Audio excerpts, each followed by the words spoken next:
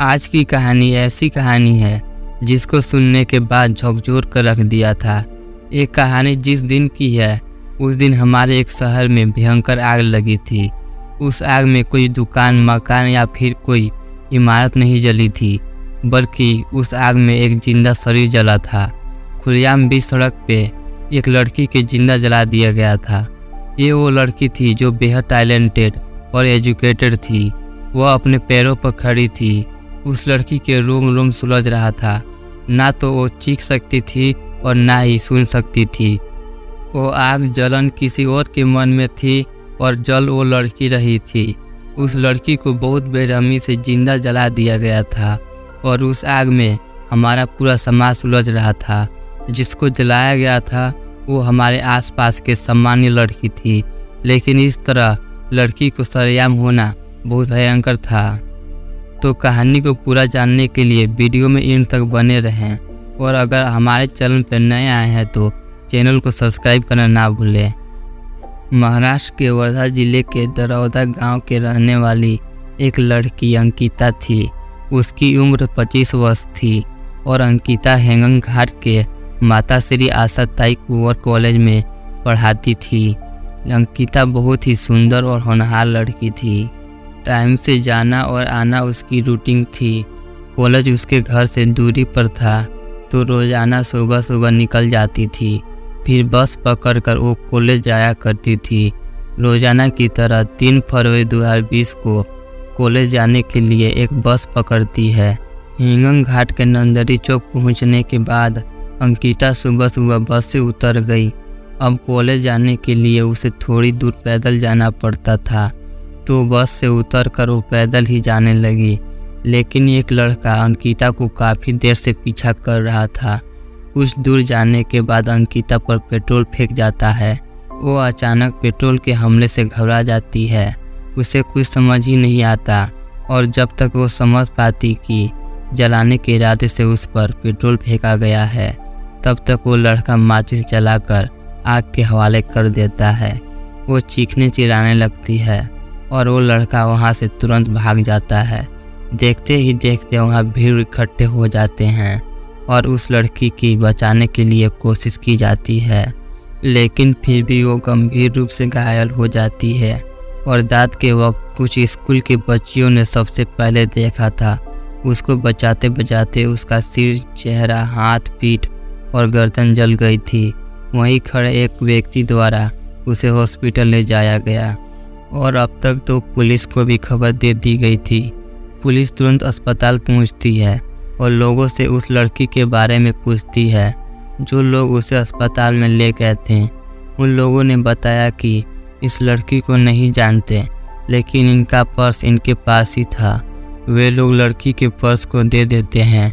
Police purse को check करती है तो उसमें उस लड़की के आईडी कार्ड के जरिए पहचान अंकिता के रूप में होती है, और साथ में ये भी पता चलती है कि वो किस कॉलेज की टीचर है। पुलिस उस कॉलेज पहुंचती है और वहां पूछताछ करती है। पुलिस की एक टीम वहां पहुंच जाती है जहां अंकिता पर हमला हुआ था। वहां उसके जलाने के निशान मिलती है। पुलिस को वहां से मोबाइल और केरोसिन का एक बोतल मिलता है। पुलिस अंदाज़ा लगाती है कि इस तरह लड़की को जिंदा जलाया गया है। ये किसी आशिक या कोई गुंडे मवाली का काम हो सकता है। जहां पे अंकिता को जलाया गया था, वहां आसपास के लोगों द्वारा पुलिस पता कर रही थी कि जलाने वक्त किसी ने उस लड़की को देखा है। फिर अंकिता के घर वालों को भी इन्फॉर्म किया जाता है। कॉलेज में पूछने पर प्रिंसिपल बोलते हैं अंकिता बहुत ही समझदार लड़की है, उसकी भला किसी से क्या दुश्मनी होगी। अंकिता कॉलेज में सबसे पहले आ जाती थी क्योंकि उसके बस के टाइम ही कुछ ऐसा था। अंकिता जिस बस में आती थी उस बस में भी पूछताछ की जाती है। बस के कंडक्टर बोलता है कि अंकिता अकेले ही आती थी, लेकिन एक बार एक लड़के से अंकिता की बहुत जोरदार लड़ाई हुआ था। पुलिस अनुमान लगाती है कि ये लड़का वही हो सकता है जिसने अंकिता पर हमला किया था। उधर मौके पर लोगों से पूछताछ करने पर पता चलता है कि एक आदमी ने पहले से ही एक लड़के को बाइक पर बैठा देखा था, लेकिन उसका चेहरा नहीं देखा था। क्योंकि उसने हेलमेट पहन रखा था। फिर वारदात के बाद वो लड़का गायब हो गया था। उस लड़के ने कुछ अहम जानकारी दी थी। फिर अंकिता के जलने के 2 घंटे बाद ही उसकी रिकॉर्डेड वीडियो सोशल मीडिया पर शेयर करने जाने लगी, जिसके बाद मीडिया ने इस केस को टूल देने शुरू कर दिया था। इस खबर की गूंज हर जगह गूंजने लगी थी। इस घटना को लेकर हेंगंग घाट और समुद्रपुर के लोगों ने विरोध मार्च निकाला था। वे जल्द से जल्द आरोपी को पकड़ने के लिए मांग कर रहे थे। जगह जगह पर जाम लगने लगा। उधर पुलिस हर आने जाने वालों को रोक कर पूछताछ कर रही थी। उस आरोपी की गाड़ी के मोबाइल और हेलमेट के जरिए उसकी तलाश जोरों शोरों से हो रही थी। अंकिता के इलाज करने वाले डॉक्टर ने कहा कि अंकिता की हालत बहुत ख़राब है। इसके बाद अंकिता को दूसरे हॉस्पिटल नागपुर ले जाया गया। उधर पूछताछ में भी कुछ पता नहीं चल रहा था। अगर उस आरोपी के बारे में पता बता सकती थी तो वो खुद अंकिता थी, लेकिन उसकी कंडीशन ऐसी नहीं थी कि पुलिस कुछ पूछ सके। पुलिस पर दबाव बढ़ता जा रहा था और लोगों में गुस्सा बढ़ता जा रहा था। पुलिस घर वाले से पूछती है क्या किसी लोगों पर उसे शक है, लेकिन वे लोग सदमे में होते हैं। कहते हैं हमारी फूल जैसी लड़की के साथ कोई दुश्मन भी ऐसा ना करे। कौन हो सकता है ऐसा करने वाला? फिर अंकिता के घर वालों ने बताया कि पिछले साल अंकिता की शादी टूट गई थी, क्योंकि किसी ने होने वाले ससुराल में बात फैला दी थी कि वो एक चरित्रहीन लड़की है, और उसकी कुछ झूठी फोटो भी होने वाले ससुराल पहुंचाई गई थी, जिससे उन लोगों ने शादी से इनकार कर दिया था। लेकिन वो लड़का जिसे शादी होने वाली थी वो अभी भी कभी कभी अंकिता से मिलता है और कहता है मैं उसी से शादी करूंगा, लेकिन अंकिता अब शादी से मना कर रही थी। ये अहम जानकारी पुलिस को हाथ लगी थी। पुलिस द्वारा उस लड़के को पकड़ा जाता है और उससे पूछताछ की जाती है। वो पुलिस को बताता है कि भले ही हमारे घर वाले इस रिश्ते को पसंद नहीं करते थे, लेकिन मैं उससे बहुत प्यार करता हूँ और उससे शादी करना चाहता था। मैं उसे मनाने के लिए कोशिश कर रहा था, शायद वो मान भी जाती। मैं भला ऐसे कैसे कर जाऊँगा? मैं उसके साथ ऐसा नहीं कर सकता। पुलिस उसका बैकग्राउंड चेक करती है, लेकिन छानबीन में ऐसा कुछ पता नहीं चलता कि जिससे उस लड़के को पकड़ा जा सके। अब उस बाइक वाले को ढूंढने के लिए 3000 से ज़्यादा पुलिस और खबरें जुट चुके थे, और दूसरी तरफ अंकिता की हालत बहुत ख़राब होती जा रही थी। बहुत मुश्किल के साथ अंकिता के घर पास ही उसी तरह की बाइक खड़ी पुलिस को मिलती है, जिस तरह की बाइक मौके और रात पर देखी गई थी। उस बाइक के जरिए उस बाइकर को भी पुलिस पकड़ लेता है। उसका नाम था विकी उर्फ विकेश नगराले। वह एक शादीशुदा व्यक्ति था और उसका 7 महीना का एक बच्चा भी था। उसके कॉल डिटेल और लोकेशन से पता चलता है कि उस वक्त वहीं मौजूद था जब अंकिता को जलाया गया था। अंकिता के परिवार वालों को जब उसकी फ़ोटो दिखाई गई तो वे लोग काफ़ी हैरान हो गए थे। उनका कहना था कि विकी हमारे गांव का रहने वाला है और वो अंकिता के बचपन का दोस्त भी है। पुलिस के सख्ती से पूछने पर विकी ने बताया, मैं बचपन से ही अंकिता से बहुत प्यार करता था, लेकिन अंकिता हमें अपना सिर्फ अच्छे दोस्त समझती थी। विकी उससे शादी करना चाहता था, लेकिन अंकिता के घर वाले अंकिता की शादी किसी और से तय कर देते हैं। तब विकी ने ही अंकिता की शादी तोड़वा दी थी, लेकिन यह बात किसी को भी पता नहीं थी कि शादी विकी ने ही तोड़वाई थी। विकी जब अंकिता से शादी की बात की थी तो अंकिता ने इनकार कर दी थी। फिर मैंने तभी सोच लिया था कि अंकिता मेरी नहीं हो सकती तो मैं किसी और को भी नहीं होने दूंगा, और फिर मैं 3 फरवरी 2020 को पेट्रोल डालकर जिंदा जला दिया। पुलिस ये सब सुनकर बौखला जाती है। उधर अंकिता ने 10 फरवरी सुबह 6:55 पर हॉस्पिटल में ही दम तोड़ देती है। फिर आरोपी विकी को जेल भेज दिया जाता है। विकी को कड़ी से कड़ी सजा मिले, उसके लिए गृह मंत्री अनिल देशमुख ने आदेश दिया था। आपको ट्रेन की यात्रा कैसी लगती है? रास्ते में जाते हुए खिड़की से बाहर बदलती हुई रूपरेखा देखना और सुहाने सपने देखना। भारतीय रेलवे की बात करें तो यहाँ सुंदर नज़ारे आपको ट्रेन के जरिए ही हो जाते हैं। ट्रेन का स्लीपर क्लास तो हमेशा किसी परिवार की तरह लगता है। अगर इसी बीच अंतराक्षरी शुरू हो जाए तब तो बात ही क्या होगी। पर ट्रेन को लेकर कई खौफनाक खबरें भी आती रहती है जो यात्रा को सुखद नहीं बल्कि दुखद बना देती है। जरा सोचिए, आप अपना सामान लेकर किसी स्टेशन से ट्रेन पर चढ़े हों और वो ट्रेन अचानक गायब हो जाए तो। ये किसी फिल्म की स्टोरी नहीं बल्कि ये असलियत है, जहां एक ट्रेन 106 यात्री के साथ रोम स्टेशन से निकली थी और उसका 100 साल के बाद भी कुछ पता नहीं चला।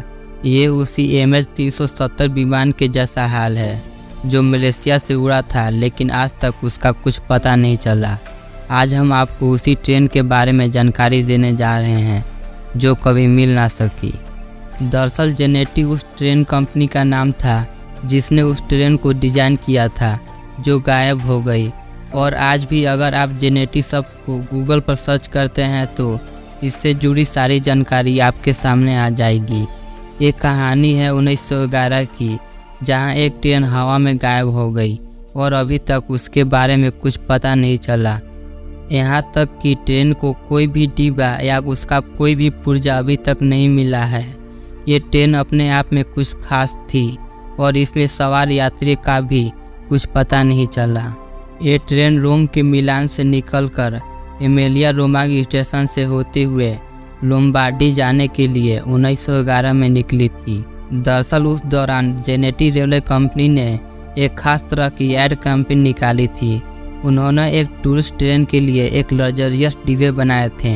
ये ट्रेन मिलान सहित लार्जियो, उमरिया, टक्सनी आदि रेलवे स्टेशन पर जाने वाली थी। कंपनी ने एक विज्ञापन निकाला था और लोगों को इस ट्रेन में यात्रा करने के लिए निमंत्रण दिया था।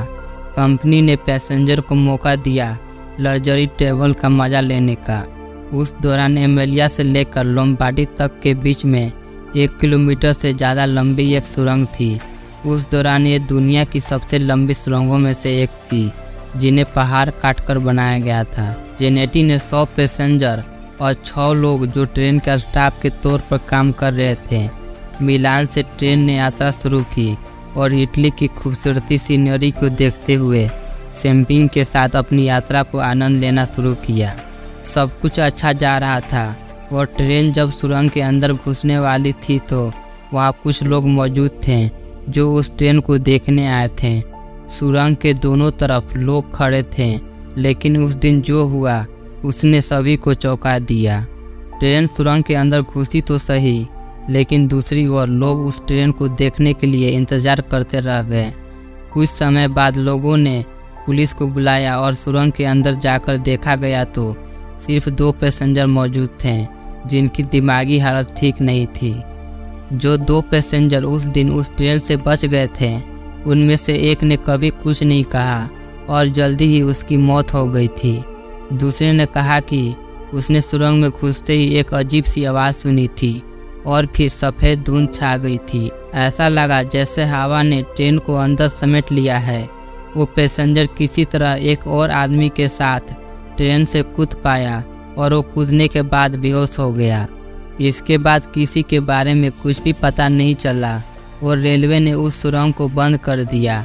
कई सालों तक इसके बारे में रिसर्च चलती रही, लेकिन कुछ भी पता नहीं चल पाया। कई लोग टाइम टेबल और ना जाने कैसी कैसी बातें बताते रहे, लेकिन अब तक किसी को भी पता नहीं चल पाया कि वो ट्रेन के साथ क्या हुआ।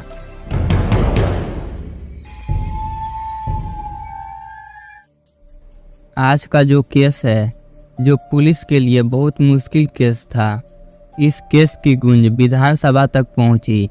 इस केस की कंपन राजनीतिक स्तर पर भी महसूस की गई थी। इस केस के कारण जगह जगह प्रोटेस्ट किए गए थे और कैंडल मार्च निकाले गए। यहाँ तक कि इस केस के लिए लोगों ने CBI जांच की मांग की गई थी। ये कहानी है एक ऐसी लड़की की जो बहुत निडर, होनहार और मेहनती थी। उसके बड़े बड़े सपने थे। यही बात उनके गांव वाले तो क्या, घर वाले को भी खटकती थी। इस कहानी में उस लड़की के साथ साथ उसकी आत्मा, उसकी सपनों को भी कुचल दिया गया था। इस केस ने पुलिस को नाकों चने चबाने पड़े थे। एक केस मस्तूरी के निर्भया के नाम से मशहूर हुआ। इस केस में पुलिस को इतना ज़्यादा दबाव पड़ गया था कि पुलिस भी बौखला गई थी। तो कहानी को जानने के लिए वीडियो में एंड तक बने रहें और चैनल पर नए हैं तो चैनल को सब्सक्राइब करना ना भूलें। एक कहानी है एक 19 साल की लड़की ममता खंडेकर की। ममता खंडेकर मस्तूरी की एक गांव में खुटू भाटा की रहने वाली थी। मस्तूरी जिला बिलासपुर छत्तीसगढ़ की एक तहसील है। ममता ने 12वीं तक पढ़ाई की थी और आगे और पढ़ना चाहती थी किसी बड़े और अच्छे कॉलेज से, लेकिन उसके माता पिता उसे आगे की पढ़ाई के लिए हक में नहीं थे। उनके पास इतने पैसे भी नहीं थे कि बेटी को आगे पढ़ाएं। वो नहीं चाहते थे कि ममता दूसरे जगह शहर जाके पढ़ाई करे, लेकिन ममता की तो आगे की पढ़ाई करने की भूत सवार थी। वो बहुत ज़्यादा मेहनती लड़की थी। वो अपने मन की बात सुनती थी, उसे जो सही लगता वही करती। उसकी इस आदत से गांव के कई लोगों इसके लिए चिढ़ते थे। कई लड़के उसे लड़के कह के चिढ़ाते थे क्योंकि वो भी लड़के की तरह हरकतें करती थी। वो किसी से नहीं डरती थी और इसीलिए ममता जयराम नगर के चावला मेडिकल स्टोर में काम किया करती थी।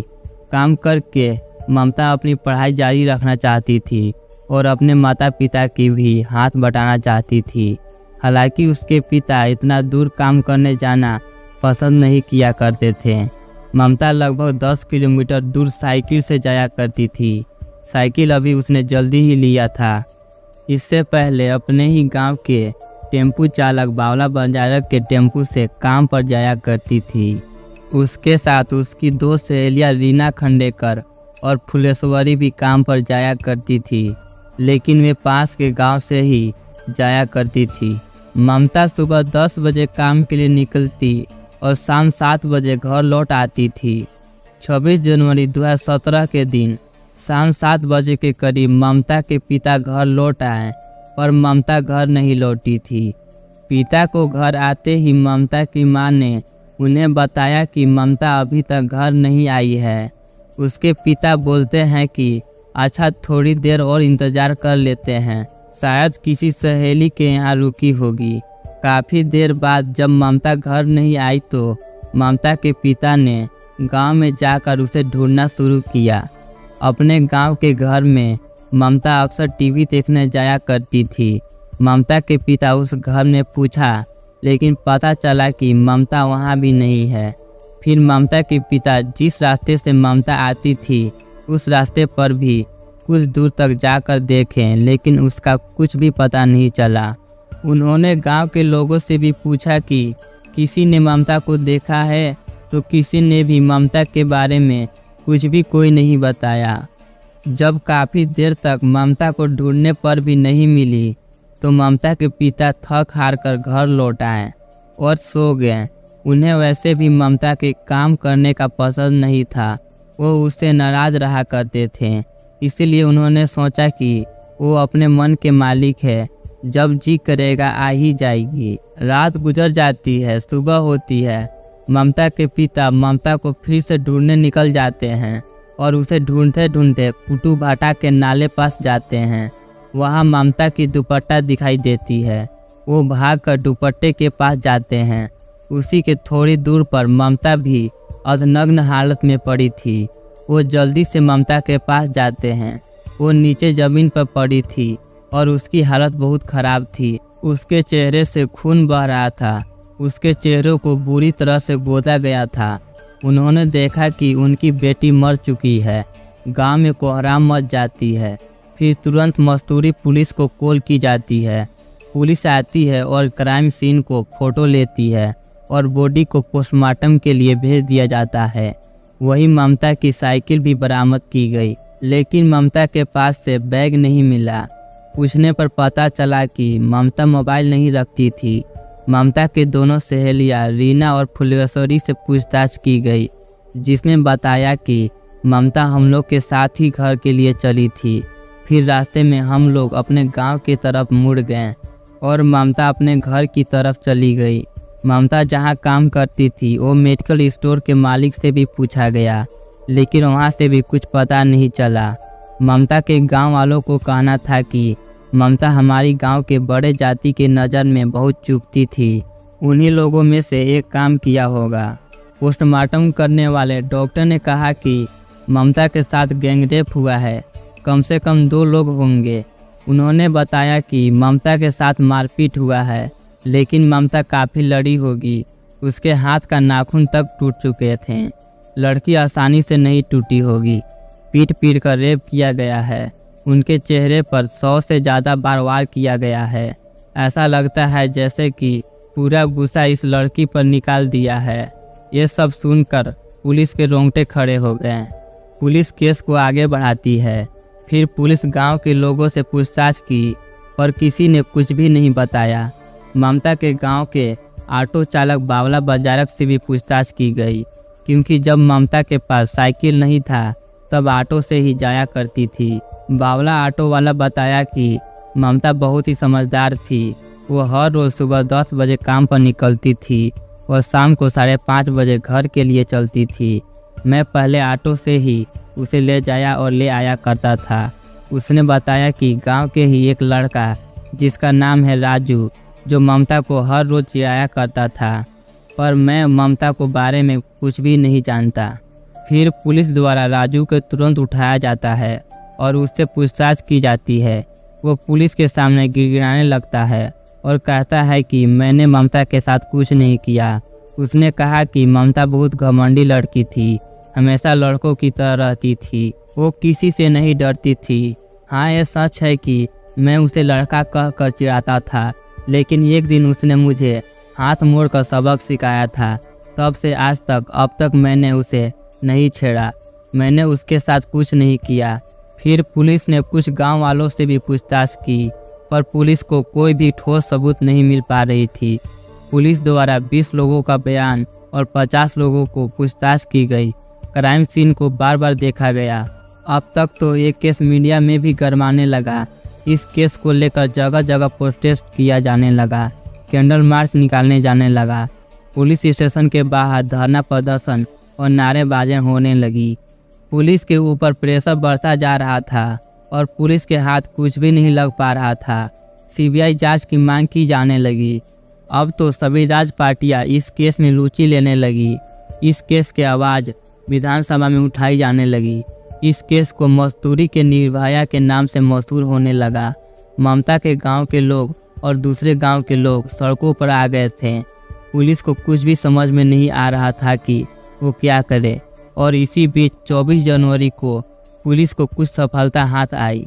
नवादा में लूटपाट करने वाले 3 आरोपी को पकड़े गए थे। दरअसल 23 जनवरी को छठी कार्यक्रम में आए 2 भाइयों मथुरा प्रसाद और गोकुल प्रसाद के साथ उसी जगह जहां ममता की लाश मिली थी, उन लोगों को लूटा गया था और उनके साथ मारपीट की गई थी। फिर उन्होंने मस्तूरी थाना को रिपोर्ट दर्ज कराई थी। उन्होंने बताया था कि 3 लोग हम पे अचानक हमला कर दिया था, हमारे पैसे लूटे और हमारे साथ मारपीट भी की और वे तीनों वहां से फिर भाग गए। फिर तुरंत भदौरा से उन तीनों को पकड़ लिया गया और उनसे पूछताछ की गई। उन्होंने बताया कि हाँ, हमने लूटपाट की है, हम तीनों छोटे मोटे चोर हैं साहब, लेकिन हमने लड़की के साथ कुछ नहीं किया है। हम पैसे जरूर लूटते हैं, लेकिन आज तक किसी लड़की की इज्जत नहीं लूटी है।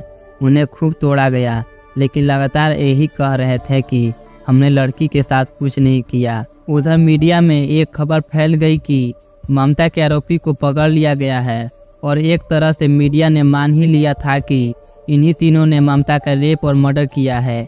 तीनों को नार्को टेस्ट भी कराया गया था, लेकिन उसका भी कोई फायदा नहीं हुआ। 14,500 फोन खंगाला गया और आरोपियों पर 10 से 50,000 तक के इनाम भी रखा गया। अब पुलिस कोई चश्मदीद गवाह खोजने में लग जाती है, क्योंकि पुलिस को लगा था जिस टाइम पे मर्डर हुआ था उस टाइम पे गांव से कुछ लोग काम से घर लौटते हैं। सभी का वही रास्ता है गांव में आने जाने का। कोई तो उस टाइम पर आता जरूर होगा जिसने उस दिन उस टाइम पे कुछ देखा या सुना हो, जिसमें पता चला कि गांव का एक आदमी जो उसी वक्त काम से घर लौट आता है, उसे उठाया गया और उससे पूछताछ की गई। पहले तो उसने मना किया, लेकिन बाद में उसने बताया कि उस शाम जब मैं घर से आ रहा था तो मैंने एक लड़की की चीखें सुनी थी, लेकिन अंधेरा काफ़ी था, मैंने कुछ देखा नहीं था। आवाज़ खेतों में से आ रही थी। रास्ते में एक साइकिल भी देखी थी जो रास्ते में पड़ी थी। फिर दूसरे दिन एक खबर जब पेपर में पढ़ा तो उसी वक्त मुझे एहसास हुआ कि मुझे आगे बढ़कर देखना चाहिए था। उसके बाद फिर पुलिस ने ममता के पिता से पूछताछ करने चले गए। पुलिस ने ममता के पिता से पूछा, जब वो ममता को ढूंढने निकले थे तो किस किस को देखा था। उन्होंने बताया कि ऑटो चालक बावला बंजारक अपना ऑटो लेकर वापस आ रहा था। सबसे पहले उस रास्ते पे उसी को आते देखा था। मैंने उसे ममता के बारे में पूछा भी था। ममता के पिता एक दूसरे व्यक्ति शांताराम के बारे में भी बताया कि मैं शांताराम को उसी टाइम उस रास्ते से आते देखा था। मैंने उससे पूछा तो उसने बताया कि मैंने ममता को नहीं देखा है। फिर ऑटो चालक को बुलाया गया। उसने कहा कि हाँ, ममता के पिता ने ममता के बारे में पूछा था, लेकिन तब मुझे पता नहीं था कि क्या हुआ है।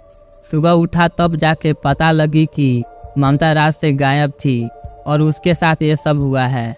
उसने बताया कि उस रात में शांताराम को स्टेशन छोड़ने गया था। उसने कहा कि शांताराम ने बोला कि हमें स्टेशन छोड़ दो। उस वक्त 8:30 बज रहे थे। तब पुलिस को पता लगा कि शांताराम तो शाम को 5:30 बजे जाता है, क्योंकि उसकी नाइट शिफ्ट होती है। तो उस रात उसको इतनी देर क्यों हुई। और उसी दिन 8:30 बजे ममता के पिता ने ममता के बारे में पूछा था। फिर तुरंत शांताराम को उठाया जाता है। फिर एक टीम शांताराम के दूसरे दोस्तों से पूछताछ करती है। शांताराम दोस्त के बाइक से ही जाया करता था। शांताराम के दोस्त ने बताया कि उस दिन शांताराम बाइक से नहीं आया था, बल्कि उस दिन वो काम पर भी नहीं गया था। मेरी तबीयत थोड़ी ख़राब थी। फिर बाद में ये सोचकर काम पर चला गया कि घर पर रहकर क्या फ़ायदा।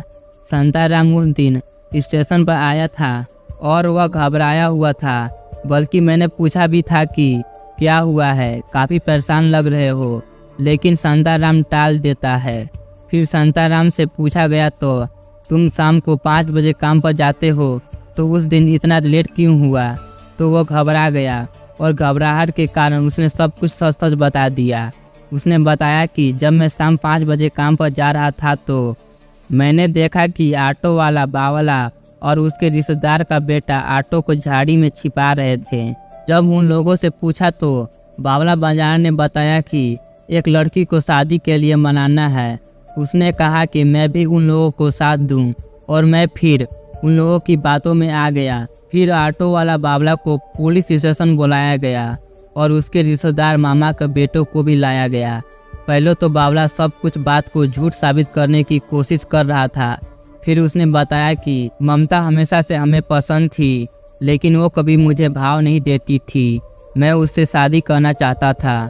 मैं उसे एक बार मनाने की कोशिश भी की थी, लेकिन उसने हमारी बेइज्जती की थी। मैं जानता था कि वो अकेले उसकी सामना नहीं कर पाता, इसलिए मामा के बेटे को भी शामिल किया। फिर बाद में शांताराम को भी मिला लिया। उसने कहा कि मैं ममता को घमंड तोड़ना चाहता था। फिर हम वही ममता के झाड़ियों में इंतज़ार करने लगे। कुछ देर बाद ममता वहाँ पहुँची। मैं उसे सामने आया। फिर वो मुझे भला बुरा कहने लगी। फिर वो दोनों भी आ गए। ममता फिर समझ गई और मारपीट करने लगी। फिर तीनों ने उसको घसीट कर रेप किया और चेहरे पर गोद कर हत्या कर डाला। फिर इस केस में बावला बंजारा, शांताराम और उस रिश्तेदार को रेप और हत्या करने के मामले में उम्र कैद की सज़ा सुना दी गई।